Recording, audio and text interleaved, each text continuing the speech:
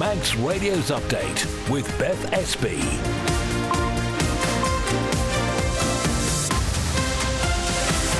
Well, first, my good evening. Welcome to Thursday evening's update, a half-hour roundup of what's been happening on the Isle of Man today, news-wise. Coming up, we are going to hear from the Health Minister for the first time since doctors on the island announced their intention to strike over pay. That's coming up in a few minutes. Also tonight, island schools are accused of not complying with the Equality Act when supporting students with dyslexia, and the Northern Civic Amenity Site is asked to reopen the reuse facility. We'll also hear about that new hut on Ramsey Promenade. We'll keep an eye on the weather and the roads as well. And as ever, if you'd like to get in touch, we'd love to hear from you. You can text 166 177 or email studio@manxradio.com. We'll start with a roundup of today's main news headlines with Siobhan Fastamai. The Health Minister says Manx Care is currently considering a counter-offer from the British Medical Association. Its members are currently planning strike action on the island next week for the first time in history. Claire Christian says it's going to take a bit of time for the healthcare provider to consider the offer, though. They're working through the detail on that. I kind of hoped I would have more news today, but it is going to take a couple more days, possibly into next week, before we know the final sort of position.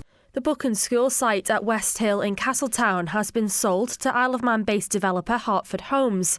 The move comes ahead of the planned amalgamation of the book and school and book and nursery onto the grounds of King William's College later this year. Schools on the Isle of Man have been accused of not complying with the Equality Act when it comes to supporting those with dyslexia. Members of the Dyslexia Advocacy Group have been giving evidence to a Tynwald Select Committee. Peter Washington says schools should face financial accountability if they don't comply. To break the Equality Act, you're breaking the law, it's not consequences. So it's just going to carry on doing. The Department of Education, Sport and Culture is due to give evidence to the committee next month. Volunteers from the RNLI have been awarded coronation medals following a service at St George's Church in Douglas. Members of Douglas Lifeboat Crew were in attendance at the annual service of remembrance for Sir William Hillary on Sunday. And in sport, Ireland-based ultra-endurance athlete Nikki Arthur has successfully completed the infamous spine race at the first attempt. Arthur crossed the finish line shortly before 3:40 p.m. this afternoon as the third fastest female at this year's event. Further afield, a ceasefire deal between Israel and Hamas on Gaza is being held in a state of limbo. Israeli Prime Minister Benjamin Netanyahu says his cabinet will not give the sign-off until the group backs down from what it's calling a last-minute crisis. A series of UK government-backed local inquiries into grooming gangs have been announced. The Home Secretary there has revealed a rapid audit into gang-based exploitation and has encouraged police forces to reopen past investigations. And there's some relief for rail passengers with strikes by Avanti West Coast workers over the next 2 Sundays on hold. The RMT union says it's to allow for intensive talks in its row over rest day working. There are your headlines. I'll have your news at 6. Thank you very much indeed, Siobhan. Now the weather brought to you by Manx Glass and Glazing. Dry but turning more cloudy this evening. Moderate to fresh southerly winds. Minimum temperatures around 7. And tomorrow generally cloudy. The risk of some drizzly outbreaks of rain at times. Fresh to strong southwest winds. And top temperatures tomorrow 10 Celsius. And a pretty similar picture for Saturday as well. Sunset this evening was at 4:30. Sunrise tomorrow morning 8:27. Manx Glass and Glazing can supply and install single, double and triple glazing. Call 674 573 or visit the showroom on the Snugborough Trading Estate. Simply income protection from Kestrel Insurance. A choice of benefits. Simple underwriting and peace of mind with a regular income for up to 2 years if you're unable to work due to illness or injury. Kestrel Insurance is registered with the Isle of Man Financial Services Authority. Carpetland, the carpet specialist with the island's best value carpets in stock, often fitted within a week. Furnitureland for 3-piece suites, dining and living room furniture, and a selection of amazing beds. Carpetland and Furnitureland, West Street, Ramsey. Making life easier with Manx Mobility at the top of Summer Hill. Are you looking for a stair lift? Look no further with Which Magazine's #1 recommended stair lifts. Now provided by Manx Mobility. Access BDD stair lifts. Call us today on 200 680. The exclusive Karcher store is open with thousands of products, accessories and parts in stock. For Karcher sales and service, Hersham Electrical, Shipyard Industrial Estate, Ramsey.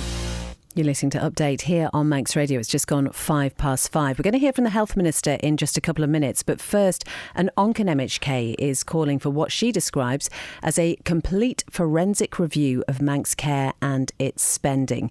While doctors plan to stage 2 days of industrial action next week, Julie Edge says she's never known the island to take so long with negotiations. She was speaking live on our breakfast programme this morning.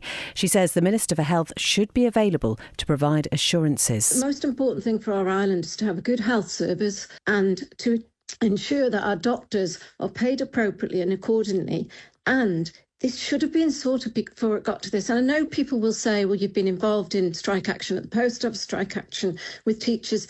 I don't believe the same amount of negotiation and communication and collaboration with our doctors has taken place. We've invited Manx Care. We also invited the Chief Minister, Alfred Cannon, to join us. He deferred to the Health and Social Care Minister, that's Claire Christian, but she declined the interview opportunity whilst negotiations continue. Do you think the Manx public need to hear from those at the top much more quickly on this? I can understand whilst negotiations are ongoing that could be the case. And actually, this is why in a way that the ministers should not be directly involved in those negotiations. I do believe that we should have got independent negotiation like I did for education. The new minister probably hasn't had that opportunity or chance because it's been going on for such a significant length of time. She probably hasn't had that opportunity. I can't obviously speak for them as to why they're not, but if you're in dispute, it is difficult. But there's things you can say to reassure our public, and I think that's the lack I'm seeing in this current government and from the Chief Minister. You say that Manx Care is broken without doctors and it's time it was restructured as it's not working for the island. What do you think a restructure should look like? Right at the outset of the Sir Jonathan Michael report, and that's an old hat now in my mind, really. It's not worked for the island, but I said it should have been a full statutory board model where the Manx Care had control of everything, and then you can hold managers and the chief officers to account. However, I think the one thing that we really do need to do with Manx Care is a complete forensic review of where the Manx taxpayers' money is going. It's virtually doubled since the Sir Jonathan Michael, and I know that was a recommendation, but it seems to have affected our services, and that's key for me. It's the services that have been impacted for the public of the Isle of Man. They seem to be they are getting worse. I've had written answers recently about the numbers through A&E, and I've had to challenge virtually every question I've had. And then it comes back with a different answer because I've had background knowledge, and to not even be getting the correct answers out from Manx Care, I think it proves, are they actually aware of what the Manx public had as a service prior to Manx Care? And I don't think they are. Oncan MHK Julie Edge speaking live on Breakfast this morning. Well, since then, we have had an interview with the Health Minister, who says Manx Care is currently considering a counter-offer from the British Medical Association. As we know, its members currently planning strike action next week for the first time in history. The BMA, just remember, is asking for a 12.6% uplift. Well, Claire Christian has been telling Amy whether she's had any involvement in these negotiations. Since coming into the role, I have, alongside with the department, met with the BMA and the local negotiating committee twice. And that was not in the essence of trying to sit and be part of any negotiations, but what that was a real listening task for me. I really wanted to understand where they were coming from, and not just in terms of their organisation, but also what their needs are and what their staff's needs are. And I think that those meetings have been really invaluable. And it's building, for me, because I'm new, it's building that relationship up with them, and hopefully to build that support for going forward in future. We're not part of the actual official negotiations. They are run by Manx Care and they're facilitated by MERS, Manx Industrial Relations. So they're the ones that work with the BMA over these negotiations, whereas the DHSC doesn't actually sit part, and the Minister doesn't actually sit part at the table at those negotiations. Because that's something that's actually been been mentioned this morning by a backbencher that they felt like ministers shouldn't be part of the negotiations because they're then not in a place then to be able to reassure the public. And is that something that you agree with? So I think that the minister definitely, and sort of in terms of my role, I'm obviously very cognizant of the situation, and it's really important for us to be updated about the situation so that we can, as you've said, and as that backbencher's completely right, we need to reassure the public. But Manx Care are also, they have a responsibility to update the public as well. Does the final decision on whether Manx Care would be allowed the extra money for pay rises ultimately lie with yourself and the department, or where does that decision lie? So Manx Care obviously have a budget that's allocated to them from Treasury, from the DHSC. So any pay rise needs to come from within that budget. So there would be no scope to ask for any more to be added to that budget, for example? Obviously, that goes through a process that would be put forward to Treasury. But the situation is that it's been set for 24-25. The budget has been set at 357. That was in the Pink Book, so that's already there. Yesterday, when we last spoke, you said that you didn't want to publicly comment on the industrial action at that point while negotiations were ongoing. You have now made yourself available for interviews. So what is the position now?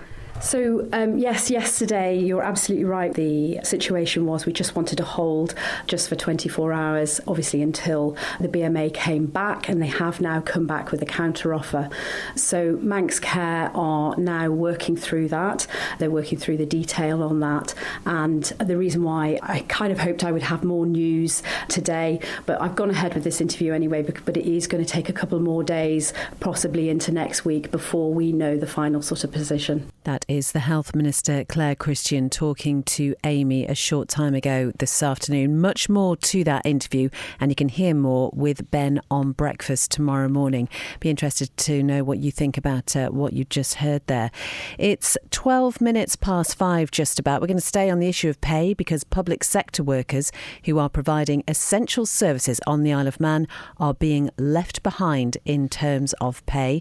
That's according to Unite the Union, who's preparing for further talks with the Public Services Commission after a new pay deal was put on the table. Debbie Halsall is the regional officer. The membership are very irate at the fact that they feel that because they would not accept a 3-year deal and said they would accept a 2-year deal, that they are now coming back with a less offer than what was first tabled. Our members are angry at the fact it's taken so long. The fact we're coming to the fag end of a financial year and there has been no pay in their pockets, even though we start speaking and talking on pay negotiations in December 2023. We are now 2025. This needs to be resolved, and they need to come back with a reason and rationale why they cannot apply the 4% and the 3%. Some of the public are going to think you're not going to get exactly what you want.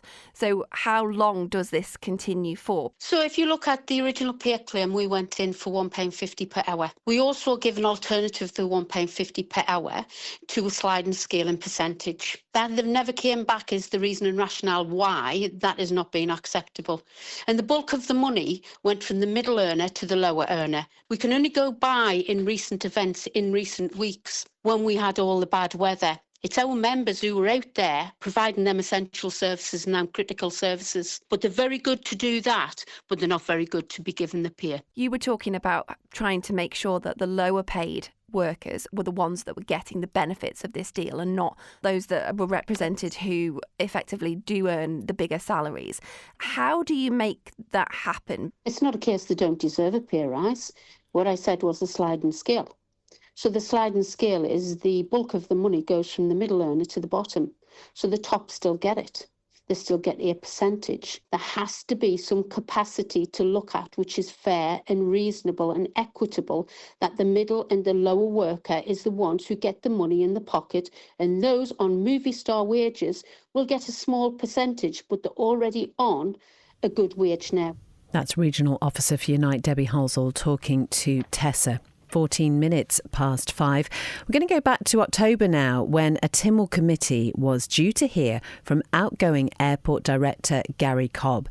Now, the night before he was due to give evidence, it was called off. Lewis has the details as to why. Firstly, the committee says it had every right to expect it could hear evidence from Gary Cobb alone.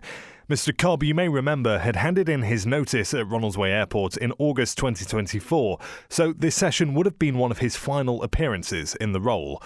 But 2 weeks before the hearing, emails came from the Department of Infrastructure asking whether the Minister, Tim Crookall, and Chief Officer of the department might also attend. This matter was discussed at a meeting held on the 30th of September, where it was agreed, the committee says, that while the Minister and CO would be welcome to attend in the public gallery, they should not sit alongside the airport director as witnesses, for the very reason that Mr Cobb was about to leave the department and the best use of time, in its view, was to hear from him alone. A subsequent email from the Clerk of Tynwald, Jonathan King, confirms that that was the agreement in place. But despite that agreement being made, and despite Mr Cobb seemingly having every right to attend on his own, he was sent the following email from the DOI at 5 o'clock the evening before the evidence session was due to take place. Further to the invite to the public oral evidence hearing, please advise the committee that you are unable to attend as Minister Crookall, who was going to attend with you, has a calendar commitment which has been accepted, and unfortunately, without political representation, your attendance would not be appropriate. Please pass on the Minister's apologies on this occasion. If the committee would like to forward the questions to the department, we will arrange for the responses to be provided. And so, the session was called off. The committee doesn't hold back in its conclusions from this incident, saying the handling of this matter by the Department of Infrastructure was unacceptable. It was a discourtesy to this committee and arguably a contempt of Tynwald Court. As a result of the department's mishandling of this matter, the committee says a valuable opportunity has been lost to obtain and capture the experience of an outgoing airport director for benefit of the parliamentary record. If the department had wished the committee to reconsider its position of inviting the airport director to appear alone, such a request could and should have been made well in advance of the intended date of the hearing. In fact, no such request was made. If the department had intended to negotiate for the hearing to go ahead on condition that the Minister and Chief Officer were allowed to participate, the scheduled time of the hearing should have been kept clear in the Minister's diary on the basis that parliamentary duties should take precedence. The report will go before Tynwald at next week's parliamentary sitting. Manx Radio has approached the Department of Infrastructure for response. Lewis Foster reporting there. We should say we have also asked Gary Cobb as well if he'd like to respond, but he's told us he is not able to in his new position. 17 and a half minutes past 5. Manx Radio Travel, driven by Quayside Tyres and Service Centre.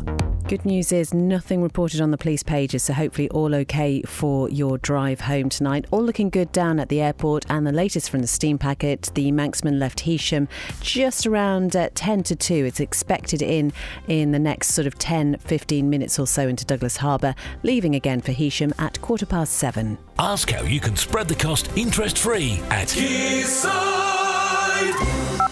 It's 18 minutes past 5. Now, schools on the Isle of Man have been accused of not complying with the Equality Act when it comes to supporting those with dyslexia. Members of the Dyslexia Advocacy Group have been giving evidence to a Tynwald Select Committee today after bringing forward a petition for redress calling for better identification and provision for those with the condition. The island's Equality Act has been in place since 2018.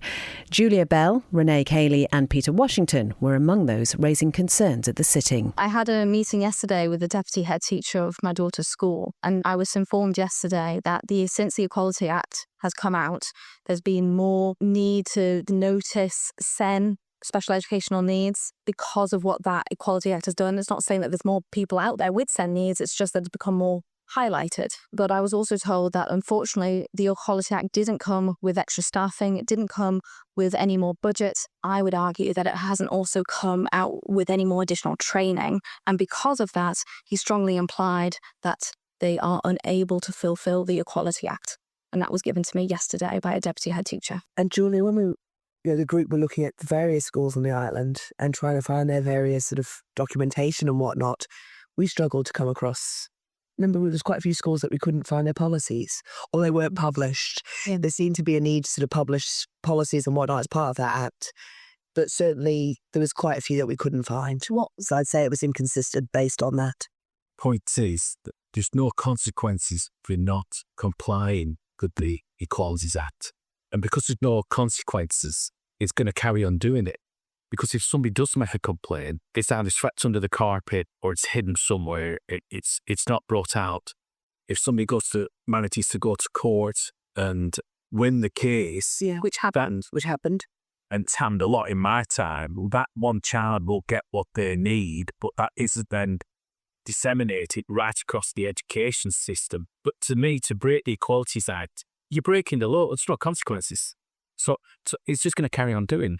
If it was proven that they brought the Equalities Act and there was a fine and it cost them money, and it costs them lots of money and reputation, the other aspect of this will turn around because it will be cheaper to educate our kids than it will be to go through that process. And until we have that process of people being made accountable for making these decisions, nothing's going to change. So I think actually that's a good point that you're raising, is particularly when it comes to education, is that the consequences for breaches of the Equality Act don't result in any financial accountability. So what you're suggesting is that if there was more financial accountability as one of the penalties under the Act, you feel that there would be more teeth, effectively more compliance with it. Is that what you suggest? Sure, yeah.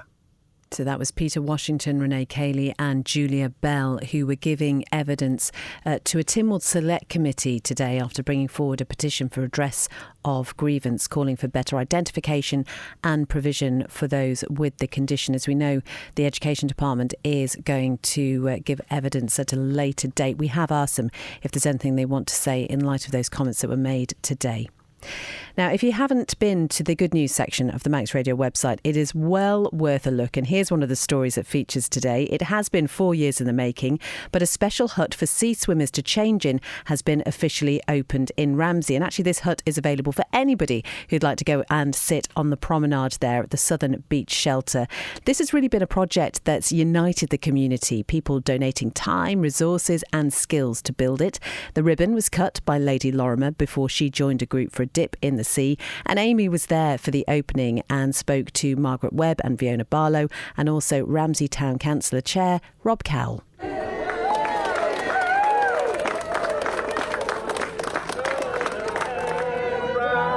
It's just somewhere that we can settle and talk and engage with one another. We all share a passion for sea swimming, and we swum, this is our 4th year going through the winter, and we noticed a number of years ago that it really wasn't very pleasant when you're trying to do it when it's pouring with rain and blowing a gale sideways, and there was no kind of shelter along the front.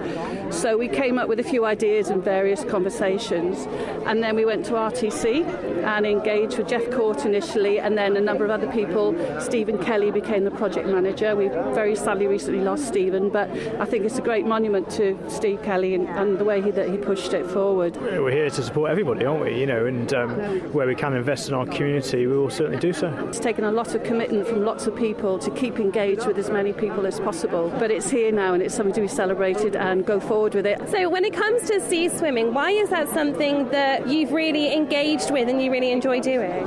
Again, it's like another little community, and a lot of people have joined for their mental health and well-being, really. A little mention there of potential plans to do some more things like this in the future? Oh, for sure. We've got the shelter here, we've got the sauna next door, there's a coffee shop coming down here is on a trailer basis. There's talk about showers, there's talk about just getting this beach used and enjoyed, and that's all we really want, people to enjoy themselves and have fun, and that's the key to it all. You look at Peel, you look at Port Erin heaving in the summer, and we're not, and we need to attract that pound.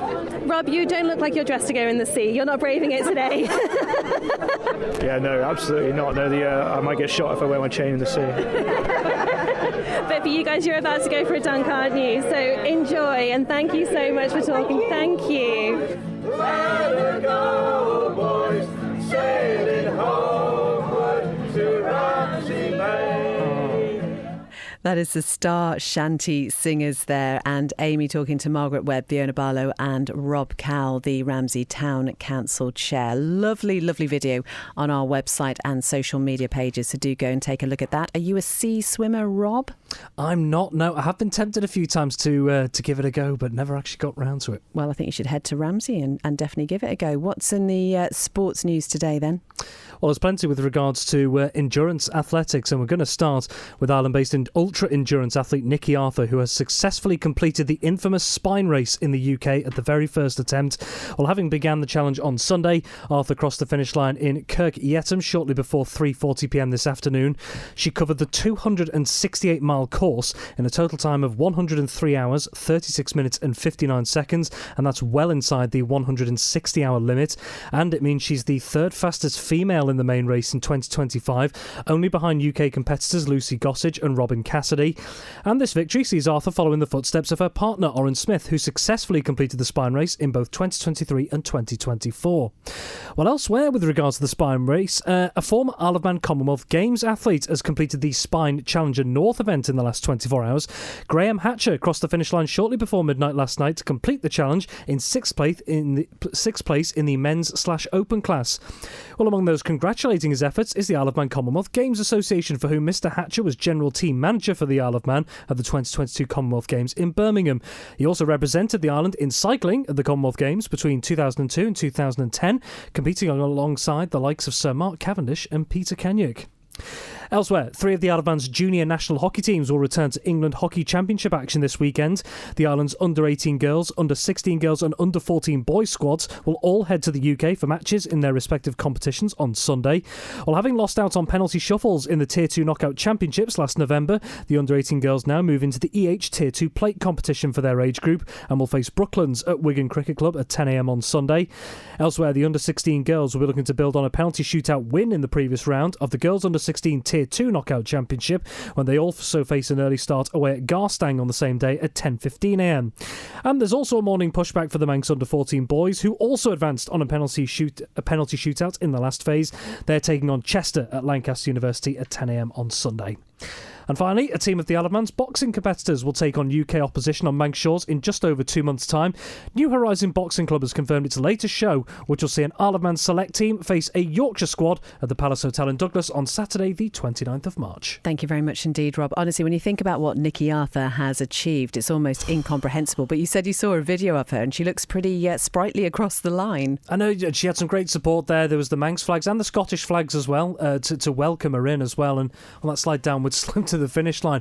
But you'd just thought she was coming back off a 5k morning jog the way she was going through. I know she's been quoted already as saying how tiring it is, and I do not blame her one bit at all, but quite the finish as well. An absolutely phenomenal achievement in such an infamous challenge. Oh, I'm sure I'd bounce over the line after that. Absolutely. And I'd have done it in the car. Thank you very much indeed, Rob. Quick birthday shout out. This has come in a number of times for Pierre Buckley today. He's 40 apparently, so lots of love from all your family. There is a request. We'll see if we can wing that Chris Kinley's way, because he'll be here with Greatest Hits at 6. Before that, though, a special Island Life programme about safeguarding on the Isle of Man. That is with Siobhan. After Chris, it will be a little light music with Maurice Powell from 9, and Rianne is looking after Hours from 10pm. As I say, much more from the Health Minister on Breakfast Tomorrow with Ben. So if you've got any thoughts or comments, do wing them his way. We will be back with update from 5 tomorrow, so have a great evening whatever you're doing, and we'll talk to you then.